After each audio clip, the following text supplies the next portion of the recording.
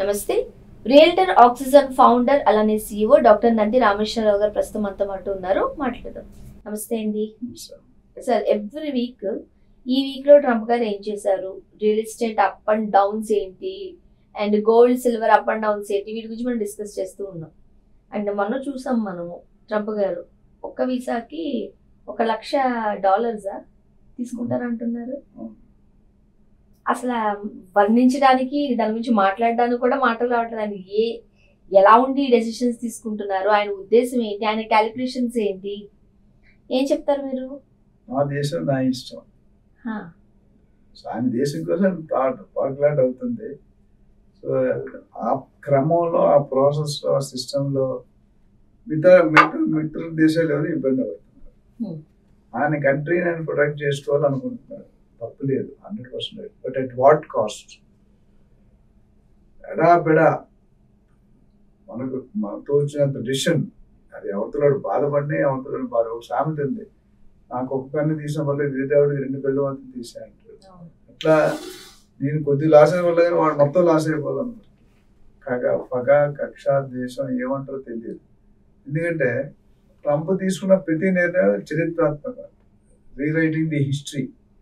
ఆయన కూడా అదే చెప్తున్నారు కదా, రీరైట్ రాస్తాను నేను. అసలు ఎవరిని at what cost will write?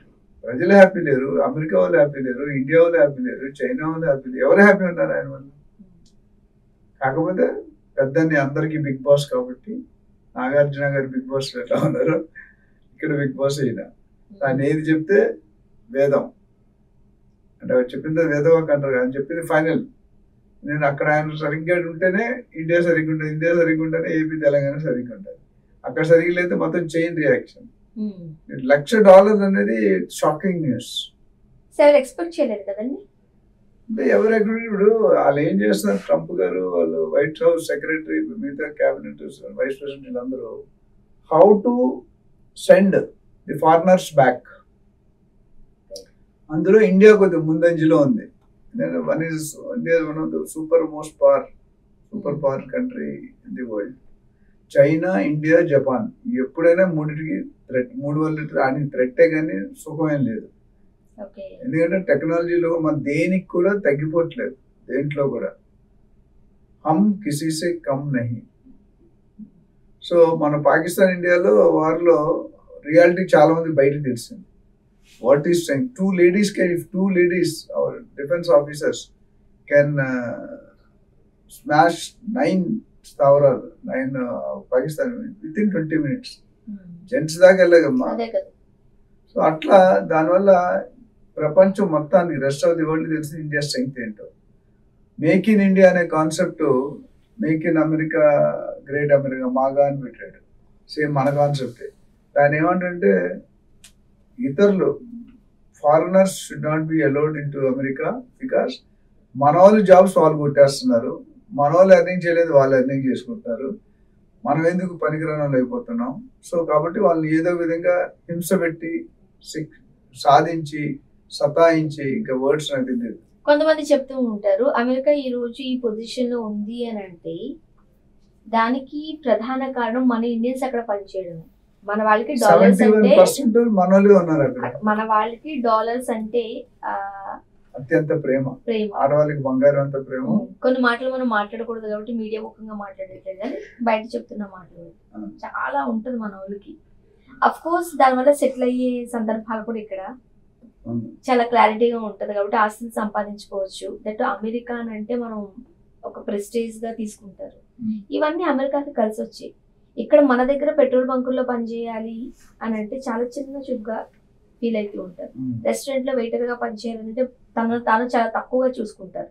But మనోళ్ళు అక్కడికి వెళ్ళి చాలా మంది చేసే పనులు కూడా ఇవే. పార్ట్ టైం జాబ్ అంటే పెట్రోల్ బంకుల్లోను, రెస్టారెంట్లోను ఇవే కదా వాళ్ళు పనిచేసేది. చిన్న బ్రహ్మానందం గారు సినిమాలో బ్రహ్మానందం MS అని పెట్టుకున్నాడు. సో ఆ అత్తగారు కూతుర్ని ఇచ్చేస్తారు, అమెరికాలో MS చేస్తున్నాడు అన్నాడు, తెలియలేదని అమ్మాయి ఇస్తారు.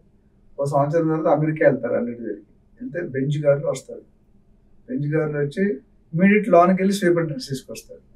తీసుకొచ్చి తుడుస్తుంటాడు. అది అత్త అక్కడ చూడాలి అత్తని. అదేంటి అల్లుడు నువ్వు MS అన్నావు, బ్రహ్మానందం మెయిన్ స్వీపర్ అని చెప్పాడు. సో అమెరికా అంటే అంత క్రేజ్ మన వాళ్ళకి. అది ఒక రకంగా చెప్పాలి అని అంటే అమెరికా ఈ రోజు ఇంతగా డెవలప్ అవ్వడానికి మనోళ్ళు అక్కడ చేసే ఊడిగాలే Every fourth engineer in America is from India. Every fourth engineer from India is from South. Every fourth engineer from South is from AP Telangana. మనోళ్ళు వెనక్కి పంపించేస్తే వాళ్ళకి నష్టమా మనకి ఇదా? అంటే మనకి తాత్కాలికంగా ఇంపాక్ట్ ఉంటుందండి, వాళ్ళు పర్మనెంట్ ఇంపాక్ట్. ఎందుకంటే మన వాళ్ళు గంటకి $10 పనిచేస్తారు, వాడి గంటకి 50 ఇవ్వాలి అమెరికా వాడికి. సో 80% రెవెన్యూ లాస్ కదా. ప్లస్ మన స్టూడెంట్స్ వెళ్ళిపోమంటాడు, మీరు రండి ₹1,00,00,000 పెట్టి చదువుకోండి, దేశం వదిలి వెళ్ళిపోయాడు. మన వాళ్ళు మనకంటే తెలివైన వాళ్ళ దగ్గర మన తెలివితేటలు ఎక్కడ ఉంటే మన తెలివితేటలు ఆగరు. నేను ₹1,00,00,000 సంపాదిస్తే ఖర్చు పెడితే 20 కోట్లు 30 కోట్లు సంపాదించి బయటకు పోతారని ఫోన్ అంటారు. $1,00,000 అంటే కక్షపూర్వకంగా వీడిని ఎలా హింసించాలి. $90,00,000 అంటే ఆల్మోస్ట్ క్లోజ్ టు 1 crore. ఆ 1 crore కట్టాలని ఎంతమంది కెపాసిటీ ఉంది? 1 crore కట్టాలి. అప్పులు చేసుకుని ఆయన 30-40 లక్షలకే అప్పులు చేసుకొని ఈఎంఐలు కూడా ఉద్యోగం వచ్చిన తర్వాత 3 సంవత్సరాలు 5 సంవత్సరాలు కొట్టుకుంటే అప్పు తీరుతుంది. ఇండియాలో అంత ₹1,00,00,000 జస్ట్ చదువు గురించి అంత కెపాసిటీలో చాలా తక్కువ. We are not Adani and Ambani. So దానివల్ల ఏంటంటే చాలా వెరీ అంటే ఎలా చెప్పాలి, వెరీ వర్స్ట్ డెసిషన్. అంటే బయోలెటరల్ రిలేషన్షిప్ వాడవద్దు, మీరు రావద్దని డైరెక్ట్ చెప్తున్నాడు. Don't come to America.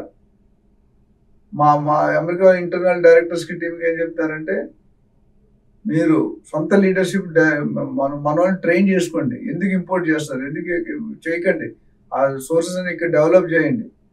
So దీనికి చైనాకు ఒక రూలు, పాకిస్తాన్కి ఒక రూలు, ఇండియాకు ఒక రూలు, పనామా, కెనడాకి, మెక్సికోకి ఒక రూలు. ఎందుకట్లా? అందరికంటే బాగా ట్యాక్స్ చేసింది మన కంట్రీయే 50%, పాకిస్తాన్ 15%. మరి అదేం స్టెప్ ఆఫ్ ద ట్రీట్మెంట్ అంటే indirectly there some people are being supported, some people are being eliminated, which is not a good sign for a bilateral. ఇప్పుడు అమెరికాలో గ్రీన్ కార్డ్ సంపాదిస్తే ఒకప్పుడు గ్రీన్ కార్డ్ వచ్చింది ఇక తిరిగే లేదు అనుకునేవారు. ఇప్పుడు ఆ పరిస్థితులు కనిపించట్లేదు. ట్రంప్ గారు పాత వాళ్ళకి ఏం చేయలేడండి. ట్రంప్ వచ్చినా, ట్రంప్ గారి ఫాదర్ వచ్చినా, ట్రంప్ గారి గ్రాండ్ ఫాదర్ వచ్చినా, పాత వాళ్ళు ఆల్రెడీ సిటిజన్షిప్ గ్రీన్ కార్డ్ వచ్చే వాళ్ళు ఏం చేయలేడు. ఎంత 2010 అయిన తర్వాత ఎవరైతే వెయిటింగ్ లిస్ట్ క్యూలో ఉన్నారో వాళ్ళకి ఇబ్బంది. నేను మార్నింగ్ ఒక సాఫ్ట్వేర్ ఎంప్లాయీతో మాట్లాడాను. ఆయనకి అమెరికా వెళ్ళినప్పుడు 20 years బ్యాక్ వెళ్ళాడంట. అప్పుడు $30,000 శాలరీ ఉండేదంట. $30,000 అంటే నథింగ్, అమెరికాలో ఏముండదు. ఇప్పుడు 2.5 lakh, $2.6 lakh. అయినా సరే $150,000 ట్యాక్స్ కడతాడంట. నెలకి 10,000 కావాలంటే ఒక ఫ్యామిలీ, ఒక భార్య భర్త 2 పిల్లలు బతకాలంటే మినిమం $10,000 per month. సో పేరుకి $1,02,50,000, బట్ చేతికి వచ్చేది $1,00,000 వస్తుంది. సో స్టిల్ వైఫ్ వర్క్ చేస్తేనే బతకాలి. సేవింగ్ అనేది జీరో. బయట అమెరికా అని చెప్పుకుంటారు కానీ అమెరికాలో అక్కడ అన్నంత ఇబ్బందులు కూడా ఉన్నాయి. పక్క ఎదురు డోర్తో కొడితే ఫైనల్ చేస్తాను, మాట్లాడకూడదు, కనిపించిన హలో అనుకోండి, పర్మిషన్ తీసుకుంటే తలుపు కొట్టాలి. సో దానికంటే తప్పదు కానీ మన క్రేజీ పాత కొత్త ఇప్పుడు ఈ సంవత్సరం మీరు చెప్పాను లేదు, 50,000 కోట్లు మిగిలిపోయి ఇండియన్ పేరెంట్స్ కి వెళ్ళకుండా అమెరికాకి వెళ్ళొద్దు, డ్రాప్ అయ్యారు. 50,000 కోట్లు అంటే బిగ్ అమౌంట్. ఆ రెవెన్యూ వాళ్ళకి లాసే కదా. సో ఓవరాల్ గా $1,00,000 విధించడం అనేది ఇట్స్ టూ హారబుల్. ఇప్పుడు దీని వల్ల ఎవరికి నష్టం అని చెప్తారు మీరు? ఇద్దరికి నష్టం అండి. Immediate temporary phase. ఇండియా వాళ్ళు బయటకు వచ్చి ఎక్కడో దగ్గర మళ్ళీ సెటిల్ అయిపోతారు. ఇప్పుడు చైనా ఈజ్ ఓపెనింగ్, యూకే ఉంది, ఆస్ట్రేలియా ఉంది, వీళ్ళందరూ కూడా వీసాలు లిబరల్ గా పెడుతున్నారు. సో ఇండియా వాళ్ళు set. But ultimate permanent loss ఎవరికంటే అమెరికా ఏంటంటే ఈ రెవెన్యూ 80% ఎక్కువ కట్టాలి అమెరికా వాళ్ళు అదే జాబ్ ఇస్తే. మనం సంపాదించి మన వాళ్ళ హోటల్లోనూ, రెస్టారెంట్స్ లో, పెట్రోల్ ఇవన్నీ సూపర్వైజర్లు మన వాళ్ళే రన్ చేస్తున్నారు. వాళ్ళకి ట్యాక్స్ కట్టేవారు. ట్యాక్స్ వాడు కొడతాడు. మనం అరేంజ్ చేస్తే 30%, 40% ట్యాక్స్ ఇస్తాడు. ఆ ట్యాక్స్ ఎవరు కడతారు ఇప్పుడు? లేదు కదా. ఇప్పుడు ఇంత అమౌంట్ అంటే $1,00,000 అందరూ అఫోర్డ్ చేయలేరు కదా. మరి ఎవరు వెళ్ళడానికి ఇష్టపడతారు? అంటే బాగా కండబలం ముందుగాలు ఉంటే అప్పుడు రేసులు గెలిచారు యుద్ధాలు. ఇప్పుడు బాగా డబ్బాలు ఉంటే వెళ్తాడు, బాగా ఎస్టాబ్లిష్ అయ్యి. ఇప్పుడు మీకు నాకు ఇబ్బంది కానీ టాప్ స్టార్స్ అందరికి, సెలబ్రిటీస్, స్పోర్ట్స్ స్టార్స్, పొలిటికల్ వాళ్ళకి డబ్బు కదా ఏముందండి. ₹1,00,00,000 అయితే ₹2 కోట్లు పడేస్తాం. మామూలుగా అమెరికాలో సంబంధం ఉంటుంది అని చెప్పి. అమ్మ నాన్న చూడడానికి వెళ్తే 10 లక్షలు ఖర్చు పెట్టాలి అమెరికాలో. అది ఎక్కడ వచ్చారు? నా పిల్లల్ని చూసుకోవడానికి వెళ్ళడానికి అర్హత లేదు. ఇప్పుడు అలా అని చెప్పి వాళ్ళు ఎక్కడికి వచ్చారు అనుకోండి, మళ్ళీ వెళ్ళే పరిస్థితులు కనిపించట్లేదు. అదే ఈ $1,00,000 ఒక మంచి పాయింట్ ఏం చేయాలంటే కొత్త వాళ్ళకి మాత్రం అని చెప్పాడు, పాత వాళ్ళకి అప్లికబుల్ కాదన్నమాట. కొత్త వాళ్ళకి మాత్రం ఇప్పుడు స్టెమ్ అని వెళ్తారు, సైన్స్, టెక్నాలజీ, మ్యాథమెటిక్స్, ఇంజనీరింగ్ లో మన వాళ్ళు ఎక్కువ స్టెమ్ అంటే అది 4 డిపార్ట్మెంట్లు బాగా ఎంకరేజ్ చేస్తారు. మన వాళ్ళందరూ ఎంఎస్ అక్కడే చదువుతారు. సో ఓపీటీ అని ఉంది, ఆప్షనల్ ప్రాక్టికల్ ట్రైనింగ్ అని, దాంట్లో రూల్స్ మార్చాడు. ఇప్పుడు నుండి వెళ్ళే వాళ్ళకి మాత్రం $1,00,000, అంత పాత వాళ్ళకి అది వర్తించదు, కొత్త వాళ్ళకి మాత్రం పెట్టాడు. సో దీనివల్ల ఏమవుతుందంటే అక్కడ ఆల్రెడీ చదువుకోవడానికి వెళ్ళి ఉన్న వాళ్ళకి జాబులు కొద్దిగా దొరకలేదు, మన వాళ్ళు వెళ్ళడం ఆగిపోతారు. కాబట్టి ఆ వేకెన్సీస్ కాస్త కొద్దిగా మన వాళ్ళకి కూడా దొరికే అవకాశం ఉంది. అదొక పాజిటివ్ పాయింట్, గుడ్ లో మేళ. ఇప్పుడు ఇంతకుముందు మనం మాట్లాడుకున్నట్టు ఇదంతా ఒక చైన్ లింక్, అంతే కదా. ఇప్పుడు అక్కడ అమెరికాలో ట్రంప్ తీసుకునే డెసిషన్స్ కి ఇక్కడ మన రియల్ ఎస్టేట్ మీద ఎఫెక్ట్ పడే అవకాశాలు ఉన్నాయి? డెఫినెట్ గా ఉంటుందండి. మొత్తం 100% ఇంపాక్ట్ ఉంటుంది, పార్షియల్ ఇంపాక్ట్ అయితే ఉంటుంది. ఎందుకంటే ఈ రోజు హైదరాబాద్ లో వెస్ట్ జోన్ డెవలప్ అయిందంటే రీజన్ ఎవరు? IT industry. ఆన్ సైట్ అని జాబ్లో వెళ్ళి $2 లక్షలు $3 లక్షలు సంపాదిస్తున్నారు. ఆ డబ్బులన్నీ ఇండియాలోనే ఇన్వెస్ట్ చేస్తున్నారు. చాలా మంది అమెరికాలో ఒక ఇల్లు ఉండడానికి అనుకుంటే తర్వాత అక్కడ ఇంట్రెస్ట్ రేట్లు మనలాగా ఉండవు. సో వాళ్ళు ఇక్కడ ఇన్వెస్ట్ చేస్తారు. ఇప్పుడు ఆ ఇన్వెస్ట్మెంట్ శాలరీస్ తీసేసినా బయటకు వచ్చేసినా ఇంత డబ్బులు రావు కదా. ఇన్వెస్ట్మెంట్ కొద్దిగా ఇంపాక్ట్ ఉంటుంది, బట్ అది టెంపరీ గ్యాప్. మళ్ళీ కొద్దిగా ఎక్కడో దగ్గర సెటిల్ అవుతారు, పుంజుకుంటారు. బట్ ఇమీడియట్ ఇంపాక్ట్ అనేది కొద్దిగా ఉంటుంది.